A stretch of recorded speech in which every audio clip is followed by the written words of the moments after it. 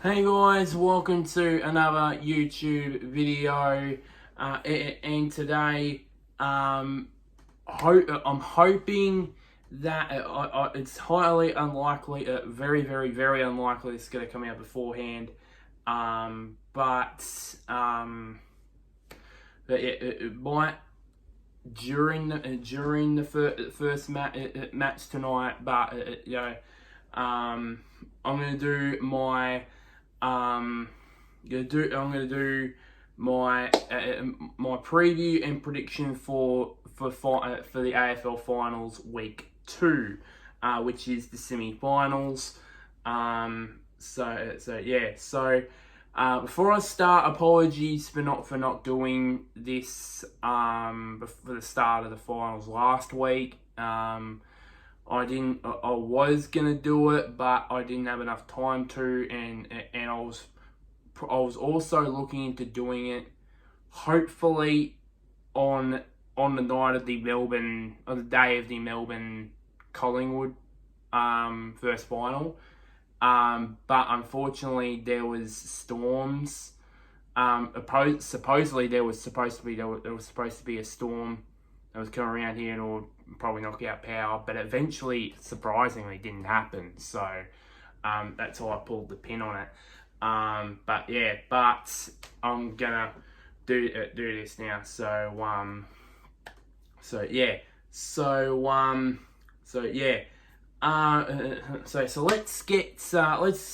let's get right into it, shall we? Let's firstly go into the match that's going. It's going to be on in about under 20 minutes as I'm recording this. I would love to have the match delayed so I can basically get this out, but what can you do? So let's run you through firstly the team lineups. Firstly for Melbourne, with the ins and outs. The ins would be is of course Adam Tomlinson, Charlie Spago, and James Jordan. The outs, a couple of them are quite obvious. Obviously Angus Brayshaw out due to concussion. There was rumours from I did say in the BD Footy wrap up I did that there was probably doubts whether he would be he would play in the preliminary final if Melbourne made it, if they would win tonight. But those have now been doubted because his brother Hamish, who also played AFL footy for West Coast, I believe, came out and said that he's been getting better by the day since last Thursday night, and so that means that if Melbourne do make it through to the prelim, other than unless he fails some sort of fitness test during that week, then he'll be right and ready to go for it.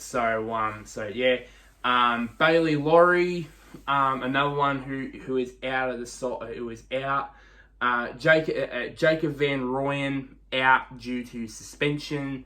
Offered a 1-match ban for his hit on Darcy Cameron last Thursday night. And he accepted it straight away, pretty much. And then Michael Hibberd, former Bomber, Michael Hibberd, who announced over the bye period, over the finals bye period, where before he announced something like that, announced that at the end of this season he will retire. A great servant for Essendon over a long period of time, and also for Melbourne as well. Wish him all the best post retirement and that. So let's go to the lineup itself. So from the back line, you got Jake Lever, Adam Tomlinson, and Jake Bowie. From the half-back line, it is McVee, Stephen May, and Christian Salem. In the centre of the park, you've got you got Lockie Hunter and Ed Langdon on the wings with Clayton Oliver in the middle. At half forward, you got James Jordan, Bailey Fritsch, and Christian Petrarca. So that, hopefully that's a sign that maybe he plays more in the forward line than he did on last Thursday night against Collingwood. In the forward line, deep forward line, you've got Tom Sparrow, Tom McDonald, and Alex Neil-Bullen. The followers, you got of course the big man himself, Max Gawn, who announced that which was confirmed early in the week, that he suffered a toe injury, I would presume during training, but he said pretty much straight away that he would be playing tonight, so he will, unless something's come out while at the time of recording. He's playing. So yeah, Jack Viney and Cozzy Pickett as well in the middle as well. He's been doing that a lot in the last half of the season as good old Cozzy. Interchanges, you got Charlie Spargo, you got Rivers, Smith, and Cade Chandler. And the sub, well, these ones I've chosen myself, and who I believe would be the sub, and it is in my opinion, I think it should be, because it potentially could be his last game. I think it'll be Michael Hibberd, because obviously he deserves one last game, even though he's the sub. He still deserves to come on the ground and ground for one last game, and then after it, if they lose, well, standing a chance to say goodbye, pretty much. It's either him or Bailey Laurie they will choose as the sub again, but I think for me, I believe it should be Michael Hibberd, to be honest. Carlton now. So only a couple of changes to their lineup. The couple of outs have been massive. One is Harry Mackay. One is Harry Mackay, also out with concussion, and then Jack Martin, who was suspended. Which I was going back in, which I can't remember what was for. I can't remember. It's been so much happening this week, pretty much. But yeah, he's out due to suspension as well. And the big in, adding to Carlton's midfield depth is Matthew Kennedy coming in for Carlton. So they line up from the back line. You've got Kemp, Jacob Wiedering, and Nick Newman. From the half back line, you got Chincotta. I was just about to say Jeremy McGovern in my head, but it's not. It's Mitch McGovern. It's funny enough that both of them now play in the back line now, which makes it more confusing. And Adam Sard. In the middle, you've got Blake Acres and Cottrell playing on the wings with the skipper himself, Patrick Cripps, in the middle. In the half forward line, you've got Sam Doherty, Tom de Koning, and Owies. With in the deep forward line, you got Lockie Fogarty, the show in the forward line himself, Charlie Curnow, and Jesse Motlop as well. The followers, you got Mark Pittonet in as ruckman. I would presume he would swap mostly with DeConing tonight. Chera and Walsh also as the other midfielders. Four of the best midfielders playing one on the wing and three in the middle. How scary is that really for Melbourne? Really. Interchange, you got Caleb Marchbank, George Hewitt, David Cunningham, and of course Matthew Kennedy, the only inclusion to the side from the win last week against Sydney. And my choice for the sub, I think it will go to Zach Fisher. Because the only reason being, I think it's just it was the best option for me to choose as the sub. I wouldn't have any other way really. So those are the lineups for the first semi-final tonight. The last time these two teams met, which was only about 5 or 6 weeks ago, I think, was that... it was 4 weeks ago, actually. A bit of an estimate there. Shocking estimate there. Was in that controversial game where Melbourne supposedly kicked a goal, and apparently it was touched by a Carlton player, which ultimately proved to be touched, and then obviously and then Carlton will go on to win by 4 points. In that game, Nick Newman and George Hewitt got a collective 33 touches each, with Charlie Curnow kicking two goals. Angus Brayshaw and Jack Viney both collected 31 touches each, with Christian Petrarca again kicking a couple of goals. But other than that, it's basically been all Melbourne throughout the last few years, basically.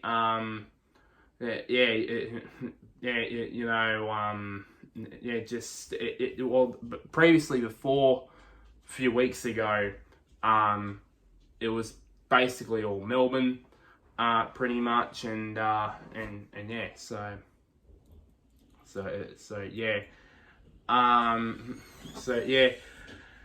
then of course their head-to-head record, head-to-head record, Melbourne. Of course, Melbourne has the better record, basically amongst Carlton. The interesting thing here is they've played 13 games in the MCG as Melbourne. They've only lost twice this season. And pretty much they're similar in terms of average points for and against. Pretty much they're pretty much close, especially in terms of points against. Melbourne have averaged 71.5 points per game, while Carlton have averaged 73.5. So pretty close there on both fronts, both sides there. Which leads me onto the call for profile, which is basically with the ball, without the ball, clearance, post clearance, and of course overall out of the 4. Not surprisingly, both sides are in the top 3 with the ones without the ball. Of course, their backline, of course, Melbourne with Lever and May, and then obviously Carlton with Wiedering. And at times at his best, Marchbank probably, but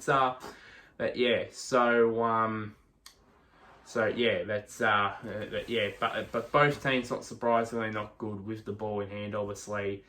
It's going to be a tough ask for Melbourne, really, with Jacob Van Rooyen out. I know he's not that type of player that could change a game like that, but they really needed a target. I know they got Tommy McDonald down there, but I can see that it's either just going to go to McDonald. It's either just going to go to McDonald, Petrarca, or Fritsch. That's all it is, really. Maybe at times Gorn. Maybe at times. But I don't think really... I don't think really there's any chance of that happening, really. But yeah, so yeah, and then obviously, in terms of the overall, in terms of that core four, pretty much Carlton are at the top, pretty much, and yeah, so yeah, so to the prediction, I think. I'm sorry to Melbourne fans. I think that Carlton's fairy tale run is going to continue, and I think that it will be and here's the bold prediction as well. There's going to be a result and the bold prediction. So here's the bold prediction. So the result will be that Carlton will result. I should say. Why did I say result like a Z in it? Carlton will win this game by 3 points. And the bold prediction, Tom De Koning to kick the winning goal after the siren. Just imagine that. 80,000 Carlton fans screaming their absolute nuts off for a goal after the siren to book them their place in the prelim at the Gabba. If that would happen, if there was a roof on the MCG, it would just absolutely blow off, and probably the whole structure. Just a bit of a warning for the structural integrity of the MCG, because otherwise it will just go off if Carlton win again for sure, especially in what I've just said, in a goal after the siren. So yeah, so that's my prediction for the game, and that's probably just about it for the talking in terms of Carlton. I think Melbourne would challenge them all throughout the game, but I think their forward line in the end will just about let them down, I believe, and I think they'll be facing a second consecutive year. They'll be out straight sets in the finals. So yeah,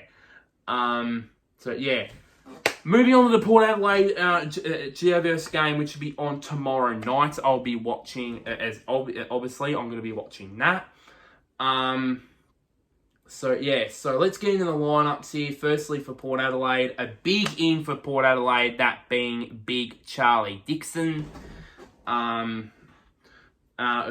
course, making way, of course, is Jeremy Finlayson. And then obviously Dylan Williams, who apparently is omitted, but he did suffer a hamstring injury in the third quarter in their loss to Brisbane last week. So I don't know if the omitted part is true, pretty much. But yeah. So the full lineup here. So from the back line, you got Jones, Aliyah, and the Bomber Heartbreaker himself, Dan Houston. I just wanted to get that out there.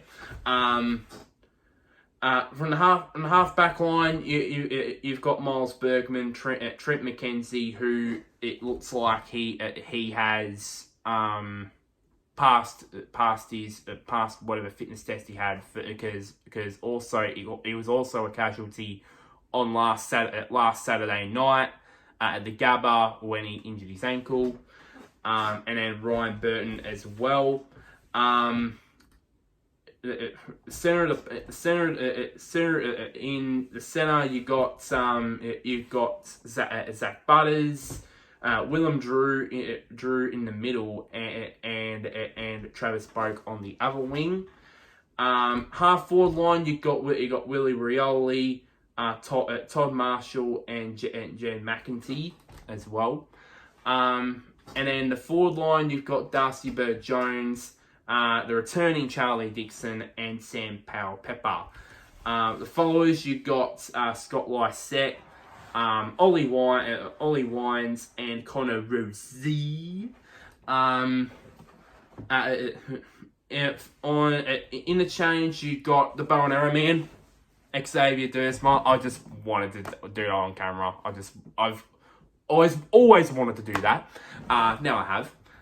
Probably not going to do it again, give or take.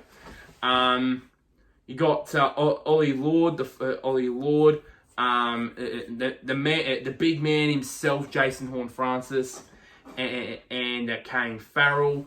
And my choice for sub, I think will go to Francis Evans, especially if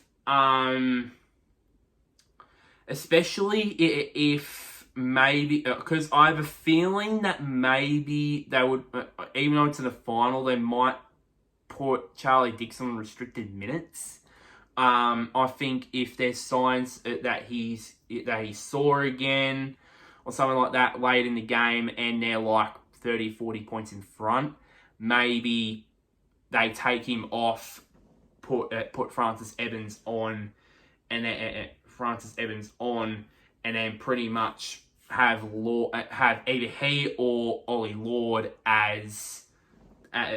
or put him as centre forward and then shift Marshall back to full forward.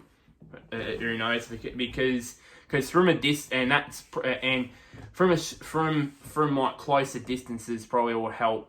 In terms of goal kicking, will help Marshall because he sprayed several of them at the Gabba last Saturday night. I think he kicked like 2-2 and kicked 2 out on the full, which was very rare for him because he hasn't done that at all throughout the home and away season. So yeah. It's GWS now, who also had a big in one Stephen Canelio, who was a late out last week against St Kilda with an eye injury.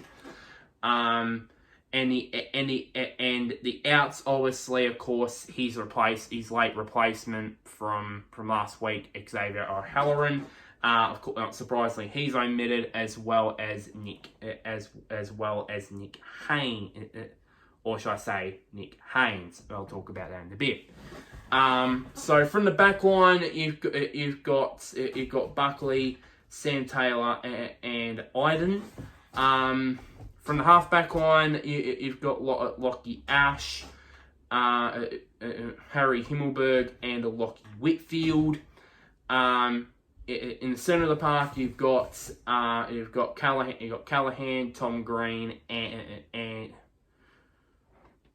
I forgot what was the which Kelly. There's so many Kellys. There's so many Kellys in the league. I almost said Jake, by the way. I almost said Jake, by the way, as well. But but Kelly as well. Half forward line, you got Toby Bedford, Jake Riccardi, and Daniels. While deep forward, you've got Daniel Lloyd, Jesse Hogan, and Toby Green. The followers, you got Briggs, Callum Ward, and of course the big in himself in Stephen Canelio. In the interchange, you've got Isaac Cumming, Harry Perryman, Lachlan Keefe, and Carl Brown. While my choice for sub is, of course, you had him last week. Surely doing this week it's Nick Haynes. Surely he goes around as sub yet again. Did a reasonable job for them last week, so why not do it again for them this week? The last time these two teams met, which wasn't that long ago actually. Of course, Port Adelaide smashed them by 51 points. Just at complete domination, and it was also at the Adelaide Oval as well, which not makes things even better for GWS, to be honest. But for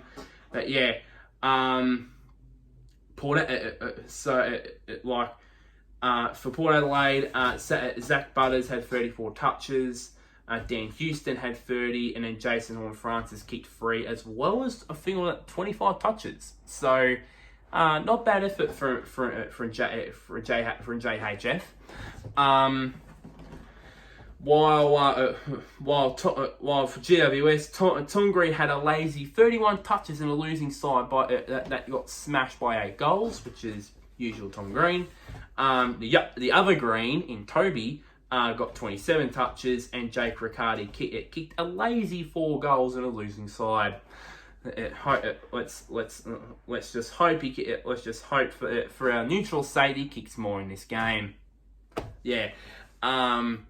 And not surprisingly, it's been basically been all Port Adelaide, pretty much ever since 2020. Pretty much has been just all Port Adelaide, really, just all Port Adelaide goodness, really, on that front. The head-to-head in terms of team statistics. The one thing that springs out to me is GWS's away record 6-8 compared to Port Adelaide at home 10-2, which is a pretty tough ask, really. Much like the Carlton Melbourne game, in terms of average points for and against, it's pretty much all the same, pretty much, or very close together, pretty much. And then obviously the call for, judging by this, obviously GWS's weakness is obviously the clearances, obviously. 11th in clearances, and then post clearances they're ranked 10th as well. But of course, as a lot of teams are, their strength is behind the ball. So if guys like Taylor, Iden, who else did I mention in there? Himmelberg as well. If they can stamp their superiority, then probably it could derail Port Adelaide. Which, by the way, fun fact as well. In the 23 years since 2000, the start of this current finals format, there's never in history has been two teams that have been knocked out in straight sets in one season. It's never happened. So and could it happen this year? To be honest, 50-50. I mean, Melbourne's forward line could ultimately cost them a preliminary final spot yet again. And as well, Carlton have played out of their skins for the last 3-4 months, really. They played out of their skin. And then on the other side of things, you got Port Adelaide, who you never know, who are just recovered from their absolute caning by Brisbane, and GWS are also in good form as well. So there is the possibility that for the first time we could see in one season two teams that basically knock down straight sets in this current AFL finals format. So yeah, just. Yeah, make of that what you will. Predictions. So, and according to my prediction, I think that trend, if you think about it that way, will go on with Port Adelaide winning by 5 goals. And speaking of 5 goals, I think Port Adelaide. My bold prediction would be that Port will score 5+ goals in a quarter. Don't know when. It could be first quarter, it could be third, it could be the last. I just think that in one quarter, I believe they'll kick 5+ goals in a quarter. As I said, I don't know, first, second, third, fourth, I don't know. So yeah. So I believe that I believe Port Adelaide. Stamp their superiority at home and book their place in a preliminary final showdown with Collingwood at the MCG. which last time that happened, Port Adelaide got absolutely spanked. So yeah, pretty much so. So yeah. So that's pretty much it for this video. So like this video, share this to anybody who is a Carlton fan or a Melbourne fan or a GWS fan or a Port Adelaide fan. Comment down below what are your predictions for this week. Do you think Carlton will win? Do you think Melbourne win this game tonight? What are your predictions for tomorrow night? And for tomorrow night as well, do you think Port Adelaide will win it? GWS? I would love to hear your thoughts. And one last thing, somewhere down there, click on the big red button, which is labeled subscribe. But until next time, guys, I'll see you guys later, and wherever you may be, may the sun on the moon shine on your team in week 2 of AFL Finals.